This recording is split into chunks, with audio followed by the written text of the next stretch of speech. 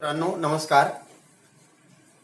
Similarity या chapter मधील similar triangles and test of similarity हा भाग आपण मागील वेळेस अभ्यासलेला होता. त्यावर आधारित काही आपण सम सॉल्व्ह केले होते. आता उरलेली जी पुढील काही सम आहेत ते आपण सॉल्व्ह करणार आहोत. त्यातील पहिला सम दिलाय बघा तुम्हाला 7/22 म्हणजे पेज नंबर 22 त्यावरील हा 7 नंबरचं एक्झाम्पल. मी फिगर ड्रॉ केलेली आहे. क्वेश्चन रीड करतो, तुम्ही तुमच्या टेक्स्टबुक मध्ये पाहिजे. Quadrilateral ABCD is a parallelogram. Quadrilateral ABCD is a parallelogram म्हणजे हा जो क्वाड्रिलॅटरल आहे हा पॅरलेलग्राम त्यांनी तुम्हाला दिलेला आहे. Point E is on side BC.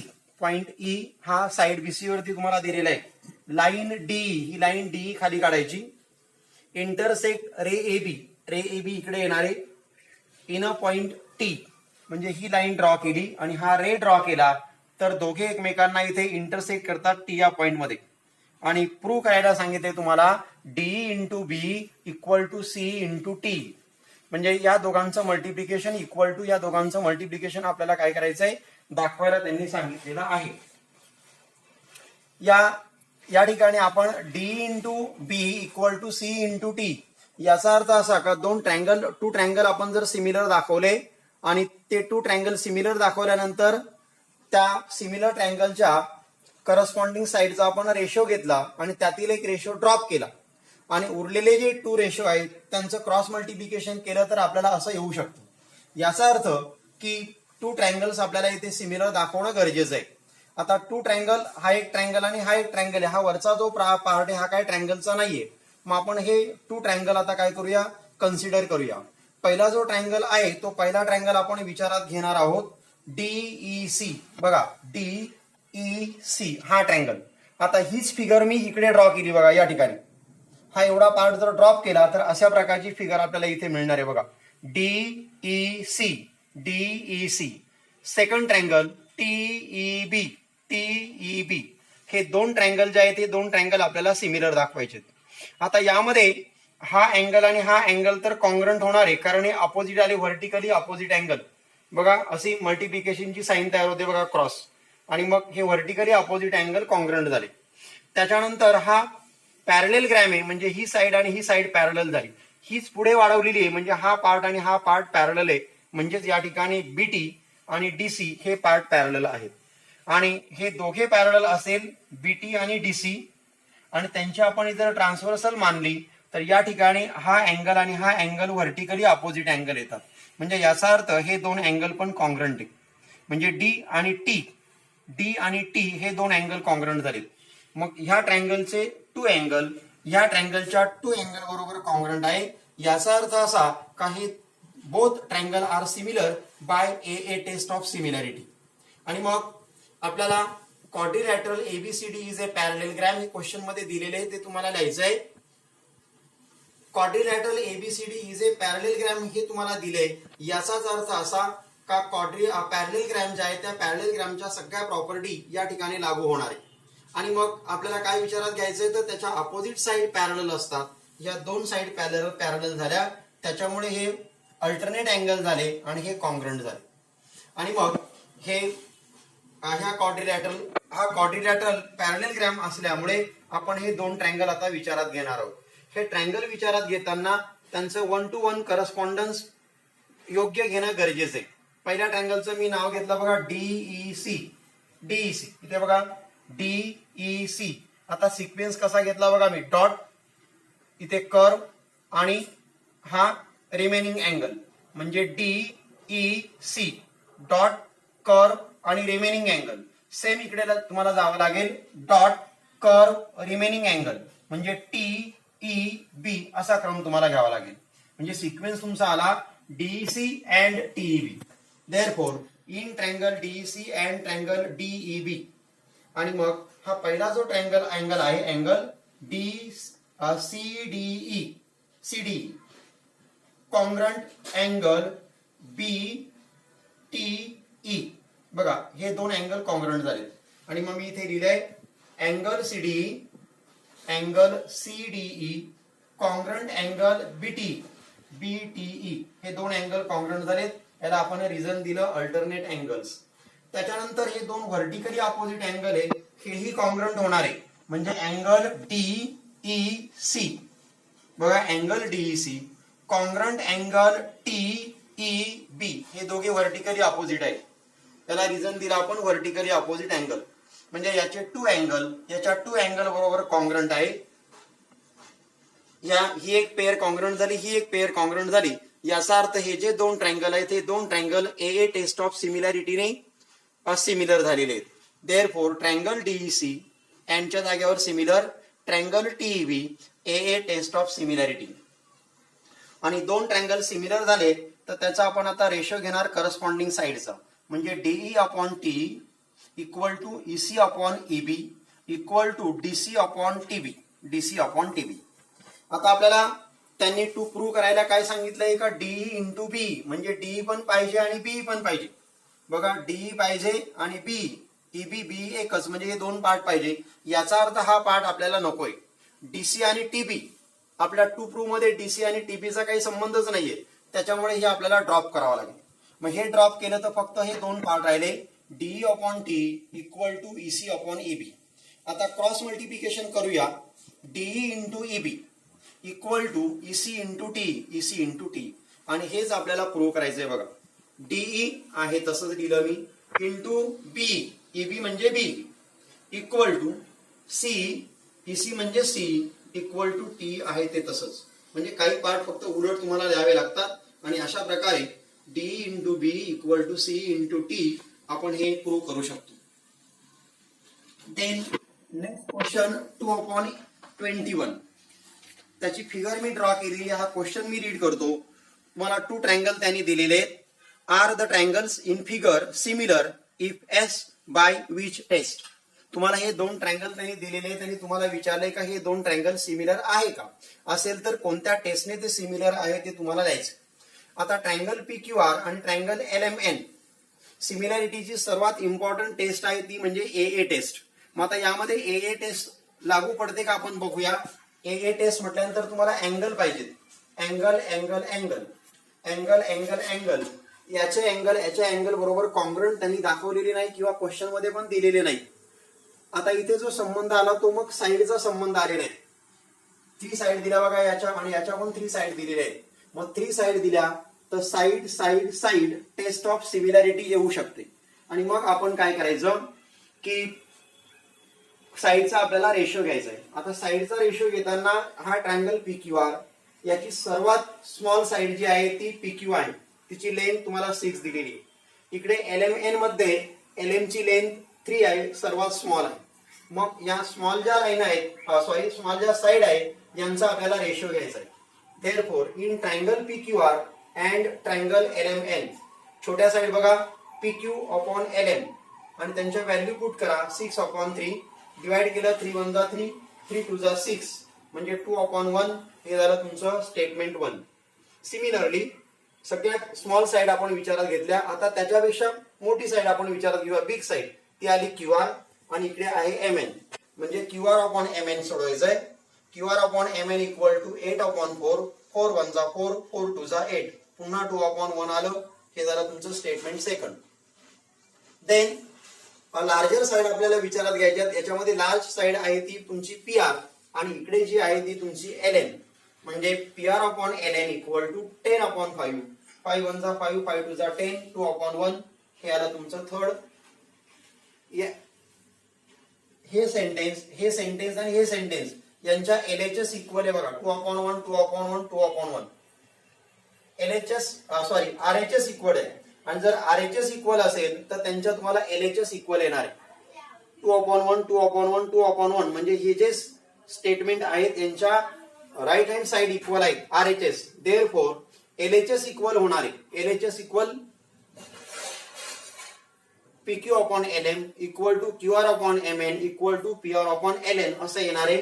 From 1 2 and 3 PQ upon LM equal to QR upon MN equal to PR upon LN. Therefore, triangle PQR similar triangle LMN SSS test of similarity यानी हे triangle तुमचे similar होणार आहे.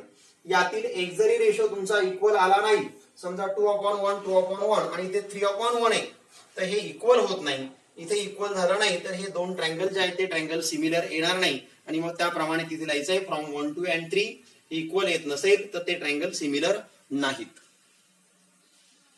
Question 8/22 figure draw केलेली आहे. Question तुम्ही textbook मध्ये पाहायचा आहे. In figure seg AC and seg BD intersect each other in point P and AP/CP equal to BP/DP. Prove that triangle ABP similar triangle CDP. बघा ही figure तुम्हाला दिलेली आहे.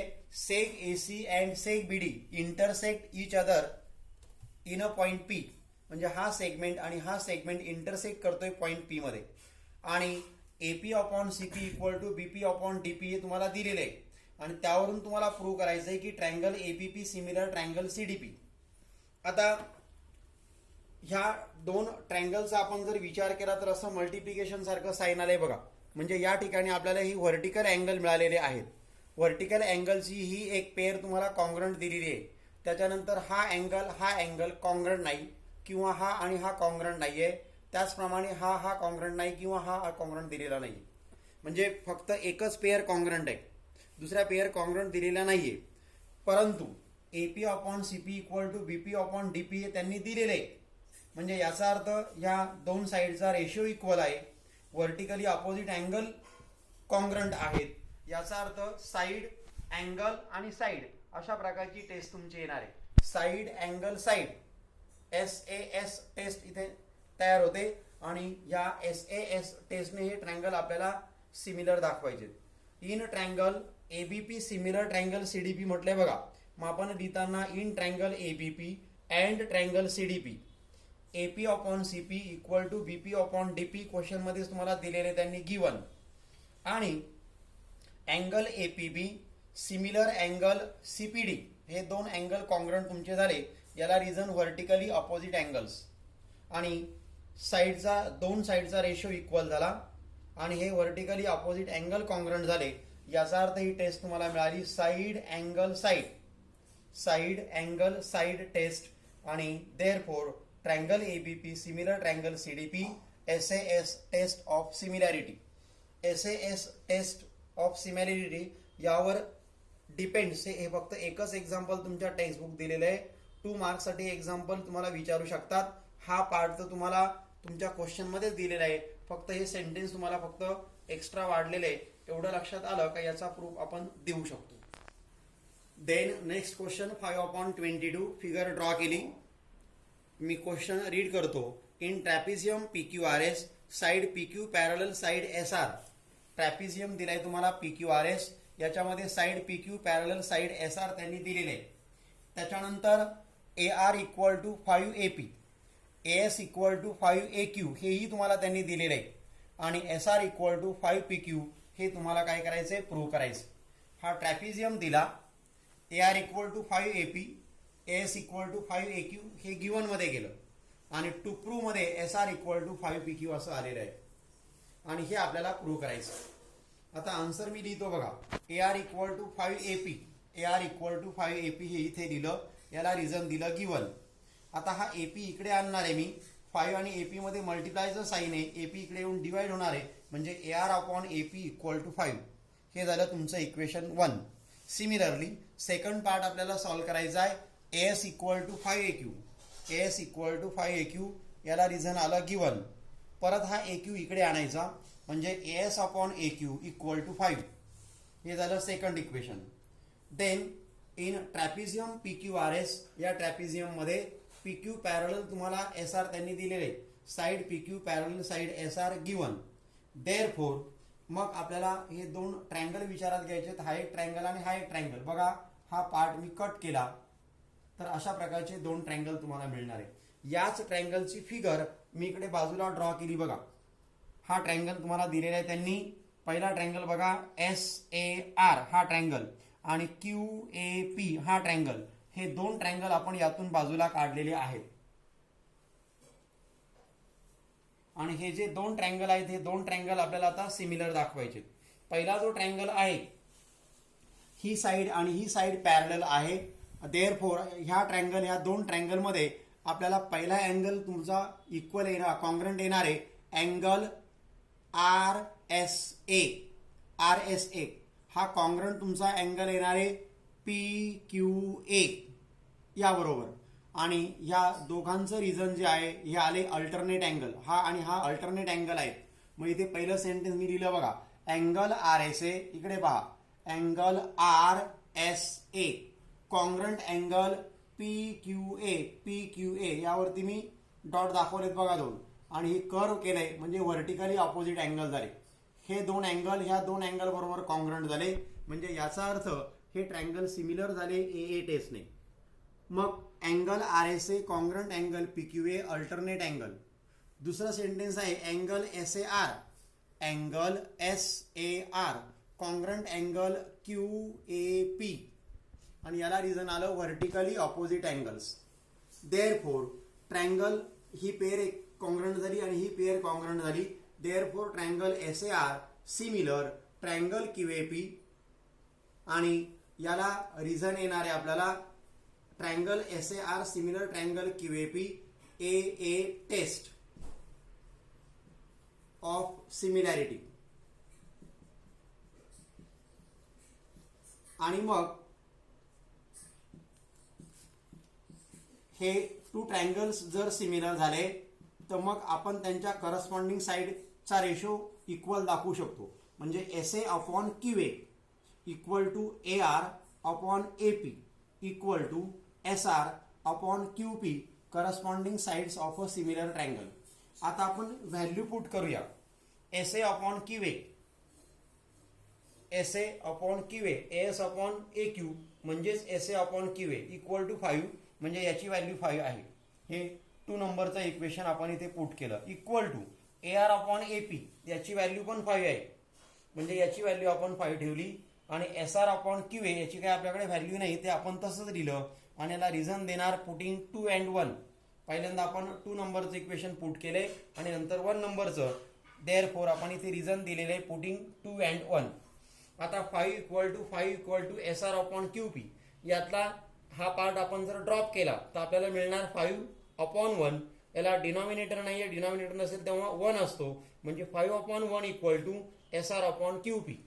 5 upon 1 equal to SR upon QP. आणि मग cross multiplication करूया. SR into 1 ने SR ला multiply केलं तर 1 SR, आणि 1 आपण काही लिहित नाही, म्हणजे SR इक्वल टू 5 QP. आणि हेच आपल्याला प्रूव्ह करायचंय बघा. SR इक्वल टू 5 PQ आपलं आलंय QP म्हणजेच PQ. Therefore SR equal to 5 PQ. अशा प्रकारे याचा आपल्याला प्रूफ देता येतो.